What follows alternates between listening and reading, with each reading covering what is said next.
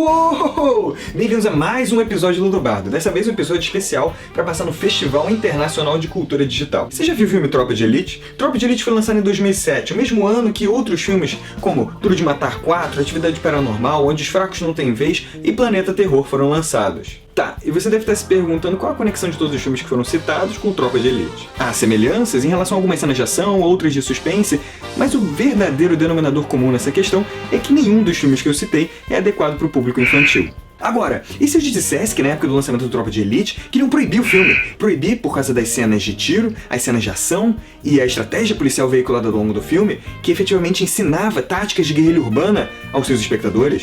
O que você pensaria disso? Parece um tanto absurdo, né? Só que tem um detalhe. Tudo isso que eu acabei de falar agora, da pressão pra proibir o filme, não aconteceu. Quer dizer, não aconteceu com Tropa de Elite, né? Porque em 2007, o mesmo ano do lançamento do Tropa de Elite e todos aqueles outros filmes, esse exato argumento da tática de guerrilha urbana foi usado para proibir o jogo Counter-Strike no Brasil. Mas o Counter-Strike é apenas um jogo de vários que foram proibidos no país. E um de inúmeros que já foram proibidos no mundo. E agora? Você continua achando essa situação absurda? Sim? Não? Por quê? Qual a sua opinião em relação aos jogos? Eles comunicam ideias que nem os filmes? Que nem os livros? E o que tudo isso tem a ver com narrativa? Para discutir e responder essas questões é que esse episódio é sobre jogos como uma mídia de expressão.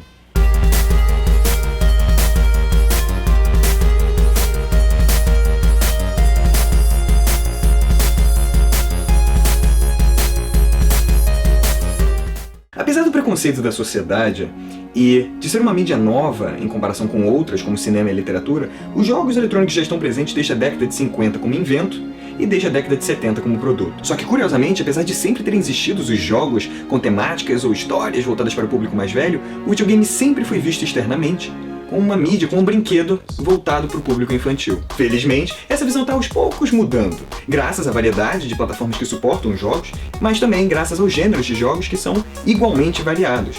É necessário também que a percepção social da mídia mude. Senão, teremos eternamente notícias que de um lado ficam elogiando os jogos por causa do faturamento anual que eles têm, por causa do fato de terem barrado Hollywood, mas do outro lado sempre teremos os jogos sendo culpados ou vinculados a atentados terroristas, ou pior, sendo proibidos judicialmente. Mas talvez você esteja pensando, peraí, os jogos são censurados? E como? Pelo menos 20 países no mundo já proibiram jogos, e os motivos são dos mais variados, embora raramente sejam convincentes. Por exemplo, a Austrália conta com uma situação bem peculiar.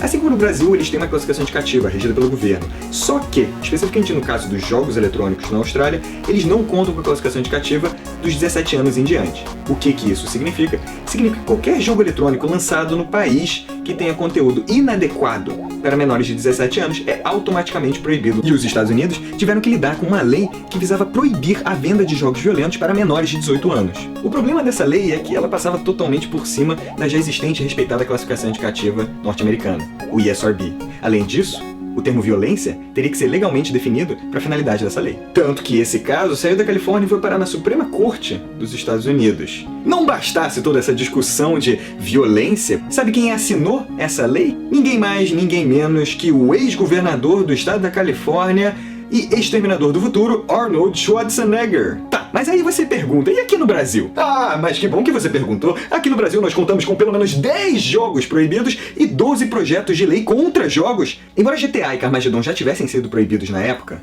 foi uma decisão judicial de 1999 que proibiu no Brasil os jogos Doom, Postal, Blood, Hacking, Mortal Kombat e Duke Nukem, com um N no final.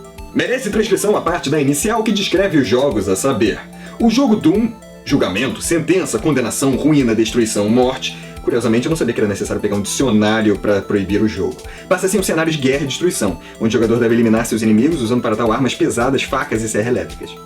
O jogo Postal, o Papai Noel assassino... Eu não lembro de nenhum Papai Noel no jogo. Deturpa a figura de um ente cultural para a sociedade pátria que o tem como sinônimo de harmonia e benevolência, para transformá-la em máquina de matar. Um tanto dramático. O assassino com o qual o jogador incorpora faz-se passar por um carteiro. O jogador recebe mais pontos à medida que mata em supermercados, ruas e lojas. O jogo baseia-se em luta e combate, onde vence quem mata o adversário, eliminando-o, subjugando-o. Aí, em 2007, uma outra decisão judicial veio. Os jogos proibidos foram, exatamente, Counter-Strike e EverQuest. Além de repetir a decisão de 1999 praticamente por completo no seu texto, a decisão de 2007 diz que Counter-Strike deveria ser proibido no país porque ensinaria táticas de guerrilha urbana aos seus jogadores, além de ter uma fase no Rio de Janeiro. Sobre o EverQuest, ele foi proibido claramente porque... Por que mesmo?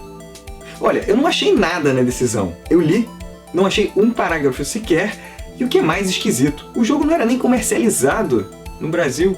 Mas sobre Counter-Strike, as estratégias, elas ficam inteiramente por conta do jogador, por conta da equipe, por conta dos amigos que se reúnem. É uma experiência social que muito mais tem a ver com reflexos rápidos e o relacionamento entre os jogadores do que a aplicação daqueles conhecimentos com armas e estratégias no mundo real. Talvez se você for jogar paintball ajude. Em segundo lugar, talvez muita gente não saiba, mas o Counter-Strike começou com a modificação de outro jogo, no caso o Half-Life. A fase do Rio foi criação de um jogador de Counter-Strike brasileiro. Em outras palavras, ele simplesmente quis se expressar pelo jogo. Talvez você já tenha entendido que os jogos não são essas atrocidades que foram alegadas, mas o relatório de aprovação do Projeto de Lei 170 de 2006 claramente não pensa isso. O Projeto 170 de 2006, da autoria do senador Valdir Raupp, visa criminalizar os atos de fabricar, importar, distribuir, manter em depósito ou comercializar jogos de videogames ofensivos aos costumes, às tradições dos povos, aos seus cultos, credos, religiões e símbolos. Bom, se você já achava que violência era vago demais quando eu comentei sobre o caso da Suprema Corte, imagina agora. E olha como é que o relatório de aprovação continua. Embora sejam classificados pelo Ministério da Justiça, alguns jogos de videogame desprezam notadamente o comportamento correto das crianças, ensinando palavrões. Em outros, os gays são mortos e as religiões tais como satanismo, budismo, hinduísmo, judaísmo e o cristianismo são ofendidas. Seria bom citar alguns jogos aqui nessa parte. Mas vamos para a próxima. Sobre o cristianismo, vê-se em alguns jogos alguém bater em anjos enquanto se escuta um coral católico. É comum um super bandido bater asas pelo inferno antes da batalha final, ou até derrotar Jesus e seus 12 apóstolos, embora tenham nomes engraçados. Olha, qual é esse jogo mesmo? E agora, convencido? Ou você também acha que os apóstolos têm nomes engraçados? Frequentemente a gente vê críticas que a interação é o grande mal dos jogos eletrônicos, mas é o contrário. A interação é o grande diferencial, e é justamente pela interação que o jogo consegue estabelecer uma relação de mão dupla.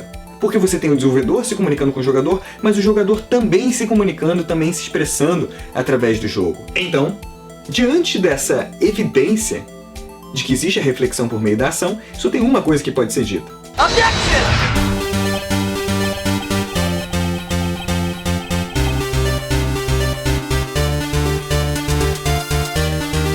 Simples. Se todo indivíduo tem o direito de se comunicar, de se expressar através da sua atividade intelectual, o videogame é apenas uma de várias mídias criativas que funciona como um canal para veiculação dessa mensagem. E não sou eu que estou falando isso não. Na Constituição Federal, no artigo 5º, inciso 9, no artigo 220, está escrito o seguinte: todos são iguais perante a lei, sem distinção de qualquer natureza, garantindo-se aos brasileiros e aos estrangeiros residentes no país a inviolabilidade do direito à vida, à liberdade, à igualdade, à segurança e à propriedade, nos termos seguintes. Inciso 9. É livre a expressão da atividade intelectual, artística, científica e de comunicação, independentemente de censura ou licença. Artigo 220. A manifestação do pensamento, a criação, a expressão e a informação sob qualquer forma, processo ou veículo não sofrerão qualquer restrição, observado o disposto nesta Constituição. Parágrafo 2º. É vedada toda e qualquer censura de natureza política, ideológica e artística. Mas como que os jogos reforçam essa ideia da expressão, dessa ideia cultural, artística, social? Vejamos alguns exemplos. Em 2012, o Museu Smithsonian, em Washington, vai inaugurar a sua exposição à arte dos videogames. E sobre a exposição, os organizadores disseram: jogos eletrônicos usam imagens, ações e participação do jogador para contar histórias e engajar o público. Da mesma forma que um filme, uma animação e uma performance, os jogos podem ser considerados uma forma convincente e influente de arte narrativa. Além disso, graças ao seu roteiro no ar de 2.200 páginas, ou seja, o equivalente a mais ou menos 2 temporadas de série de TV, o jogo L.A. Noire foi o primeiro jogo a ser demonstrado e jogado ao vivo num festival de cinema, especificamente de Tribeca, em Nova York. O governo federal dos Estados Unidos já reconheceu jogos legalmente como arte para finalidade de financiamento para projetos culturais. E o primeiro-ministro da Polônia, Donald Tusk, presenteou o presidente Obama com uma cópia do jogo eletrônico The Witcher 2. Detalhe, nesse presente dado pelo primeiro-ministro ao presidente norte-americano, estavam juntos filmes e livros poloneses. Em 2009, os irmãos Hauser, responsáveis pela desenvolvedora, pela produtora Rockstar Games e também pela série Grand Theft Auto, ou seja, vulgo, o temido GTA, eles foram indicados como uma das 100 personalidades mais influentes do ano e importantes. O Matt Selman, produtor da série dos Simpsons, disse: "As criações dos irmãos Hauser são únicas porque os jogos deles têm uma visão da história cultural da América do Norte. Uma visão inteligente que solidifica o ponto de vista cultural do passado recente. Foi um filme, um livro ou uma trilha que definiu como nós imaginamos uma Los Angeles da era das gangues? Não.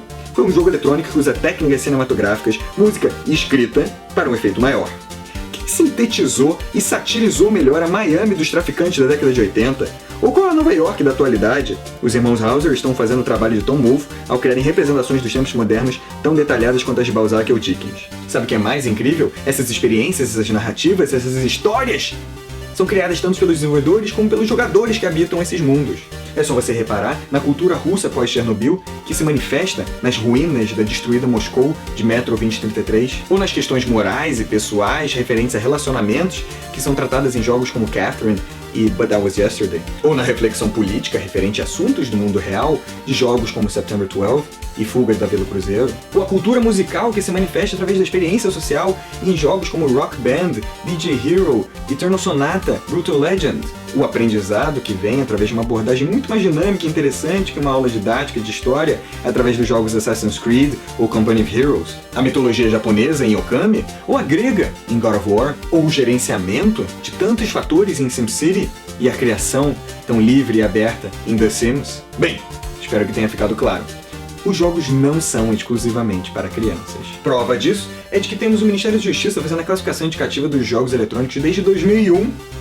E como se isso não fosse suficiente, em sua pesquisa anual demográfica, a Entertainment Software Association constatou que a média etária dos jogadores norte-americanos é de 37 anos. Mas sabe o que é melhor que tudo isso que eu tô falando aqui? É o reconhecimento legal.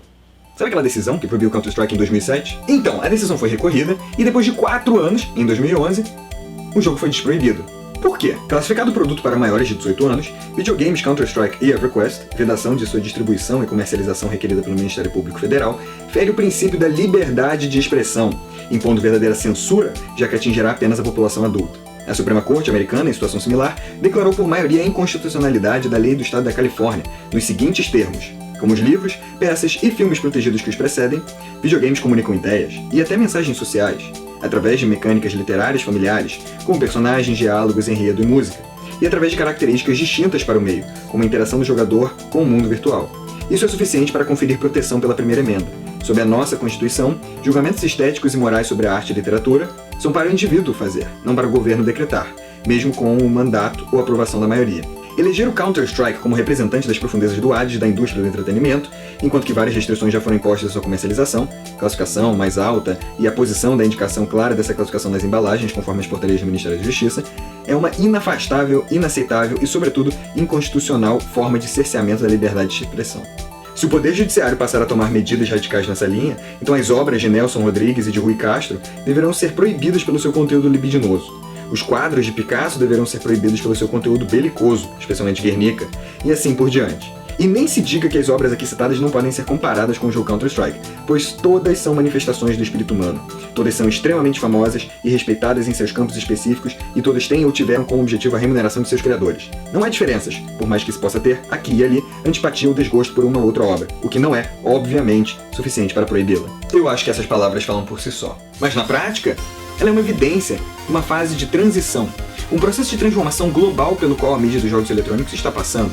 Um processo de transformação em que as notícias sobre os jogos estão ficando melhores e os jogos estão passando a ficar mais conhecidos pelos bons motivos. Mas a consolidação da mídia só vai vir com a conscientização social de que os jogos são uma forma de expressão, são uma mídia de expressão capaz de estabelecer vínculos sociais, artísticos, culturais, educacionais e assim por diante. O importante é disseminar essa atuação, esse potencial expressivo dos jogos eletrônicos. Não importa se você leu no jornal que determinado jogo é excelente por causa dos seus aspectos artísticos, culturais, ou se você estava jogando e se sentiu tão arrebatado por uma experiência tão pessoal, uma experiência tão divertida e quis contar para os seus familiares e para os seus amigos. Não importa se foi a história que os desenvolvedores contaram a partir do roteiro do jogo, ou se você criou aquela história a partir da sua interação com o jogo. Ambas as histórias são elementos inerentes à mídia nos jogos eletrônicos. E ambas as histórias, embutida ou emergente, tornam a mídia do jogo eletrônico único. Afinal, é por isso que os jogos eletrônicos são uma mídia de expressão e merecem a proteção constitucional. Porque quando eu penso em liberdade de expressão, eu penso em narrativa.